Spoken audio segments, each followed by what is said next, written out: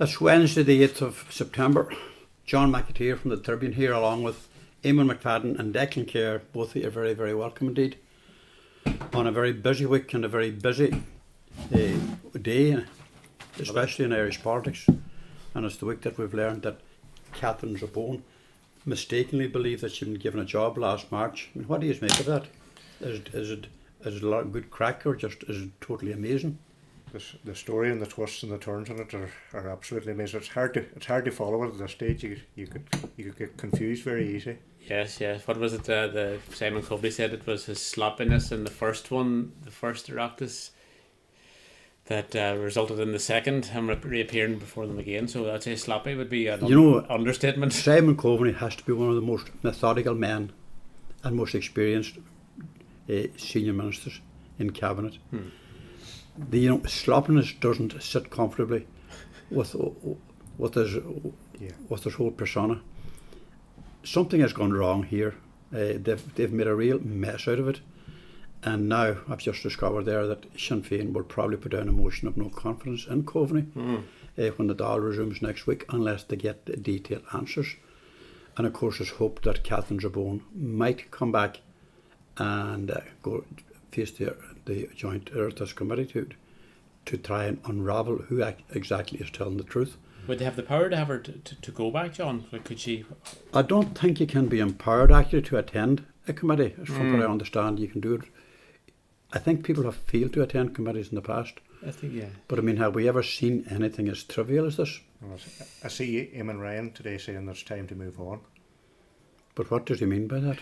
Move on where? They want to move on, it would appear, but the general public don't seem to want to. I mean, move they're all on. having their big think-ins this week, and I'm disappointed I didn't get an invitation from Joe McHugh to go to the Fine Gael one, given that I buy a ticket for the national draw every year at the cost of €80, and they're having a big soiree in Trim, I think it is, and it's quite interesting. They're going to have a big barbecue, and then on maybe the following morning they're going to have a team building.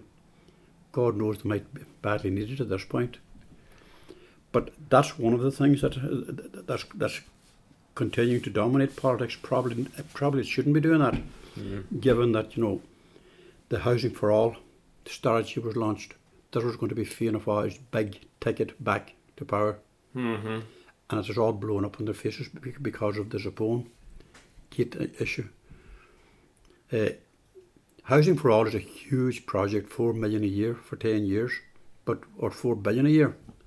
I mean, the government doesn't do things in millions anymore, it's always billions. But given that we don't actually know the extent of the housing crisis, because all they quote to us is the local authority numbers that fall into that criteria that are entitled to a house. They don't include the numbers on the different schemes who are housed, either homeless assistance payment and all that kind of thing. There's another one there, an RSA or one of those, rental scheme. And people who simply fall outside the criteria because it's all means tested. There could be 250,000 people waiting for a house. But anyway, Dara O'Brien, fair play to him, plans to build 33,000 houses every year for the next 10 years. By that time, he'll probably be born toast, and so will Michael Martin. As far as Simon Coveney is concerned, he'll probably be Taoiseach. But I mean, the whole reality of housing in this country, it's a bit like the health crisis. The more money they throw at it, the worse it gets, which goes to prove that the government doesn't do housing, they don't do health, but they have to provide the means and the wherewithal and the guidelines that allow these things to function, and to function at a rate that meets the aspirations not only of those there's over 900,000 people on waiting lists at this moment, probably close to 1 million. And as I say, there's probably 250,000 people waiting for a house. It doesn't say much for the way this country's been run this last 100 years, does it? And the record on delivering on plans, and that's a very ambitious plan. That's a hugely ambitious plan. I mean, there's 160 pages in it. I mean, it might sound pathetic, but I read it a couple of times over the weekend to make sure that what I was reading was something that I could easily relate to or believe in. It's full of plans and aspirations, and it's full of targets, but achieving those targets, delivery is the key word that's not really been confronted, because The industry would claim that we need 50,000 houses a year. We also need an extra 50,000 people to build those houses, yet we don't have them. Not at all. They're in New Zealand and Australia and America and Canada. They're everywhere but Ireland.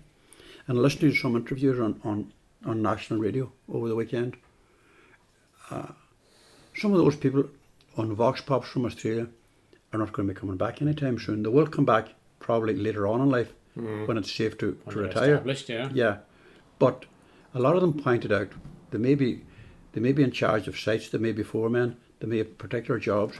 They're all earning 40% more than they would get here in Ireland. Plus the fact, where do you house those 50,000 people if they do come back? None of that is addressed at all. Where's our skilled labour at? I mean, it's there's a labour shortage in almost every sector at the moment, particularly between hospitality, labour, construction, all of that. And then you have the cost now of materials for construction as It's well. a fairly ambitious target. The cost of materials has literally gone through the roof for no particular reason. We're blaming Brexit just for everything. And if it doesn't fit into that bracket, then we just lump it in with COVID. Like all of a sudden you see now that COVID thankfully is beginning to ease, numbers are beginning to drop. The 5-day moving numbers and the average in Donegal here has dropped under 100 for the first time in a long, long time. But all of a sudden you see that this big issue of waiting lists, heading up towards 400 nationally, and it's only the early days of September. So the fact that you've had up to 1 million people on waiting lists, when are they ever going to be seen? And given the fact that the government continues to increase the budget to the whole hospital sector every year.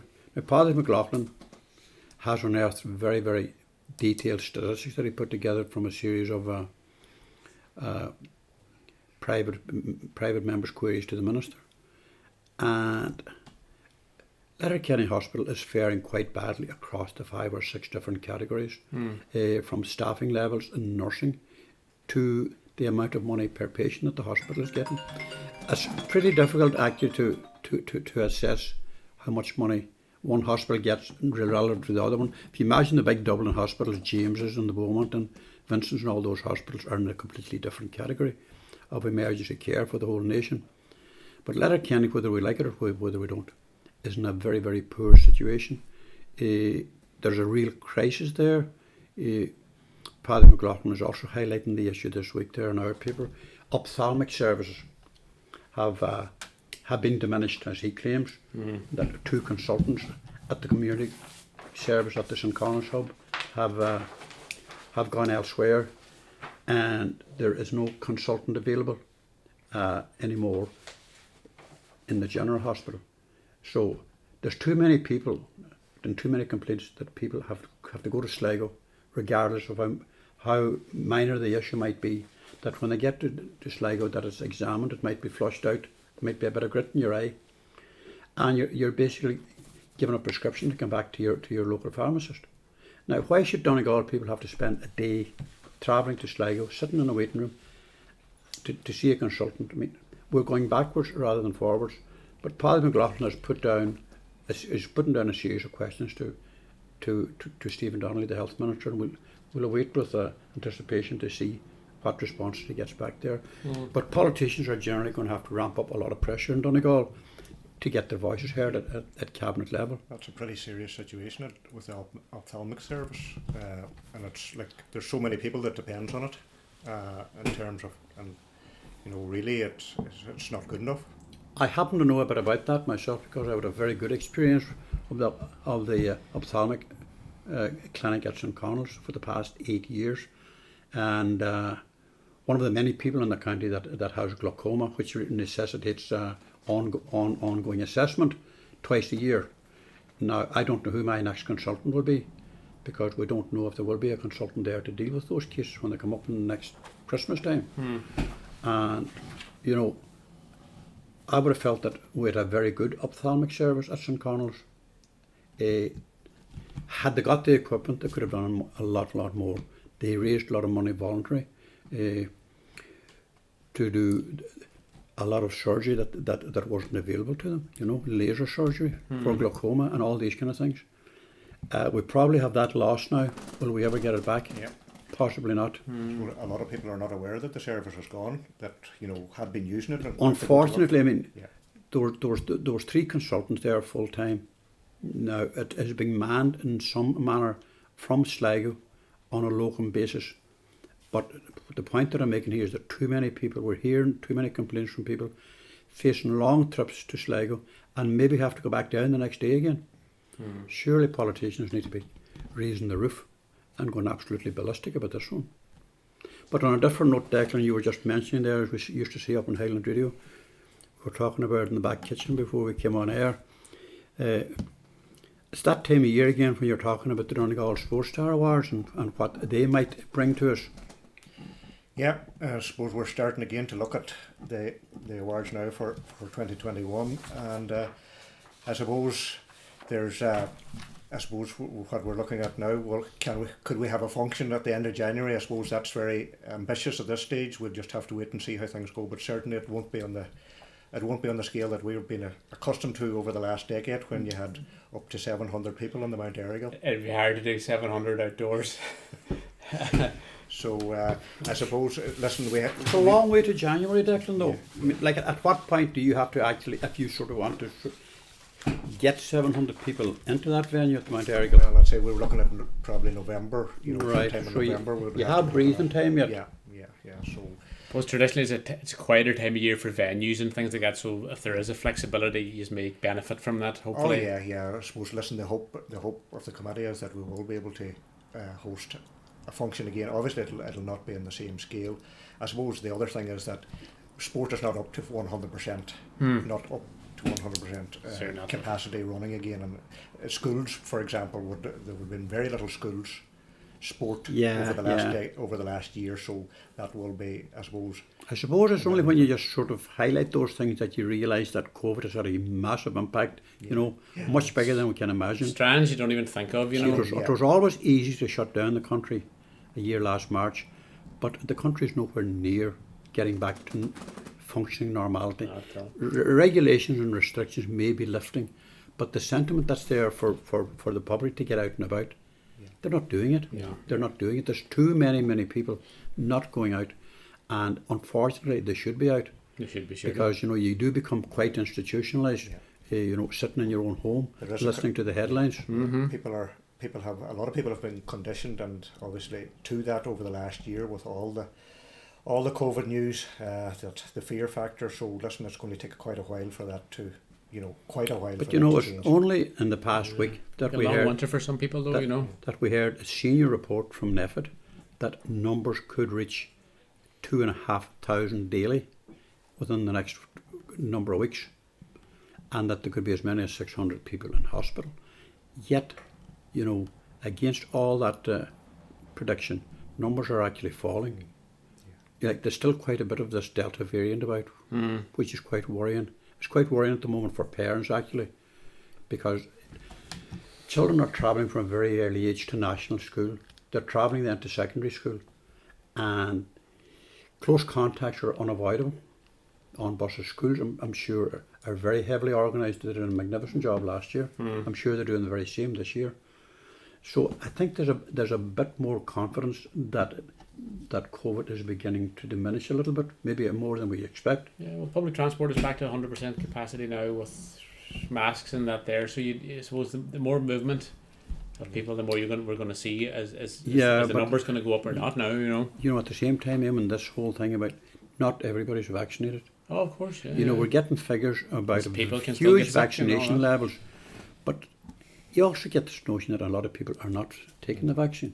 Yeah, there's a certain element of that. A lot of people from their early 20s to their late, there's a 20-year gap there between 18 and 35, 38 that are very, very resistant to any thought of taking a vaccine because they feel that, and like they're entitled to do this, that they feel that the vaccines have not been tested for a long enough period. Mm-hmm. And of course, who knows, time will actually tell. But at the same time, if we don't get a maximum vaccination programme completed, and I suppose the vaccination centres are now beginning to run into this wall of there aren't enough people coming in. We have vaccinated as many people as when we've given every opportunity across 7 days from walk-in centres, on certain days. And the vaccination centres now will all be looking at within the next 28 days at what point do they start winding down, and like that will be the next big agenda on that whole agenda. The test centres still quite busy. They will probably be wound down to a certain level as well. Yeah, you but think the vaccination centres will reach a point where the numbers coming in could fall to a trickle. But we're going to move from that. Kelly's Centre celebrates 10 years on the mountaintop, a familiar landmark. Yeah, a very busy and a very popular spot, and in a great location up there. Marcin and Angie Kelly are now celebrating 10 years in business there, and they have had a lot of developments over that 10 years. They've spent over 1.7 million in upgrades, and they really have a service there that's second to none, and big celebrations this week, and a lot of prizes and spot prizes and giveaways to mark that. So Martin and Angie certainly have. Martin has always been so proactive in promoting that and coming up with good ideas, very original stuff, and it's a genuinely nice place to visit, and it's a very good location. They've developed that business a hell of a lot in the last while now. It's been amazing. Well, there's been significant numbers of new developments including I suppose the 24-hour shop, and you have the indoor diner, the ATM. They have everything there. So listen, it's great to see them there 10 years, and I suppose it's they're in a great spot there just for and they've active role in their community as well. Maximised the potential of the they're business. very much involved in every aspect. They've given back a lot to the local community. They do. You hear that back quite a lot there. And charity work and all that sort of stuff. So and a lot of their staff are there from the start. As with them, and Martin. Always a good sign. Martin says that has been a huge part of the. A lot of familiar faces up there when you go in. All right. Yeah. I know, Eamon, this might not be hoopla and that sort of thing, but you're going to a music festival in Dunfanaghy. There is a music festival, and it'll be interesting to see will Leo Varadkar attend the festival. Why not? Ask him. I'm sure he'd be. Give him a wee buzz. He'd be used to it. Give Joe McHugh a call, sure. Joe, we'll get Joe to text him. Call away. Leo was on the phone, wasn't he, when he was snapped at the Hoopla Festival in London? But are you sure he was on the phone? Well, he looked to be holding. Maybe Simon would know. Maybe it could have been Catherine either. Who knows? It was. But anyway, that's music festival. We'll get away from that. But so yeah, Dunfanaghy, live music coming home to Dunfanaghy. There's a new week festival coming in now called Bringing It Home, and this is on the back of, I suppose, the shutdown of the entertainment industry, and it's a bit, I suppose, Declan, about the conundrum you were facing with the Sports Star Awards and venues and that. Well, this is one now that's going ahead, and it's actually coming ahead now on the 17th and 18th. In Dunfanaghy. It's going to be an outdoor event for a couple of hundred people. The people who run the annual band festival, which is a kind of a recent enough bluegrass and Nashville festival that's coming into Dunfanaghy there, but Lisa and Gary McGrath, who are behind that, are run the Anshaw B&B as well. They're very much to the fore of that, and they're at the forefront of this as well. And that means that there's going to be 2 nights of music for groups of up to 200 each night. So I suppose that's the first dip in the toe, John. You said it a couple of times before. You didn't think that things would come back to normal until, this isn't back in the pub. It's not music in the pub, but is that the start of it? Are we on that sort of trend back now? It'll be very welcome. These are all very tentative steps, but the music industry's got a raw deal, and they're still going to get it. Yeah. Because the reality is that music venues, big or small, need full house capacity to turn over a few bob. It's not happening because there are still too many restrictions there. Those restrictions should have been removed when the schools closed last June. All restrictions like that, up to a reasonable point, should have been removed to allow space during the summer, that we were going to get a surge anyway. But let's deal with it in the summertime rather than when the schools reopen. But anyway, we're running out of time fast. A fine character, fine lady, gone from radio on the Gaelta, Declan, Edel Newcurran. Yes, 39 years of service in the broadcasting, and a significant figure in Radio on the Gaelta. John, over nearly 4 decades. Started off in 1982 as a reporter, and she ended up in 2006 becoming the head of service based in Galway. So I suppose Edel has certainly developed her career and been a huge part of Radio on the Gaelta over that period of time. Yeah, change is there, and there's a new man taking over her role, we Yeah, believe. Damien O'Donnell has now been appointed as the regional manager. Damien has, I think, joined the service there in 2013, and he'll be well known to the GE community as he does the broadcasts of the county games and the club games here in the county. So we wish Damien all the best now in his new position. And likewise, on the front of the paper this week, we're welcoming the new president for the INHFA, who have a very important role here in Donegal. Colm O'Donnell, who has been the initial president, is standing down now. His term is run, so he's been replaced by Vincent Roddy, a well-known face in this part of the world. INHFA can have a very important role, and they have a very good record in lobbying for a better deal for smallholders, the sucklers, and indeed the hill farming sector. So we're going to go to the front lead story at this point. And the lead story, if we can find it here, calls for urgency to build a new health centre. And this is Dunfanaghy, once again, 3 years, almost 3 years after the new centre was publicly confirmed for Dunfanaghy. There is growing concern that the first sod remains to be turned on the greenfield site at Kill. And we've talked to the developer of that, Darren Stewart. We've talked to Councillor Michael McLafferty, and we've referenced Joe McHugh. We've referenced various other people, including the former Yathkin Koya Pat the Coke Gallar, who was seeking assurances of a speedy conclusion to the negotiations over 2 years ago. But again, this is one of those issues that's going on for far too long, because this health centre in Dunfanaghy has been awaited probably for 10 years, not 3 years.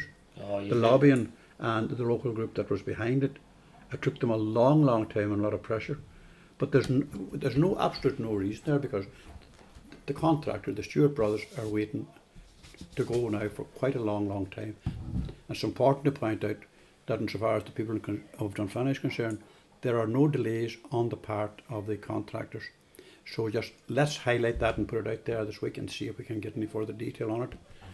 And with that, we'll leave you for this week. Check in to the podcast at tirconailltribune.com, and you can also buy the paper online. Thanks for listening. Talk next week.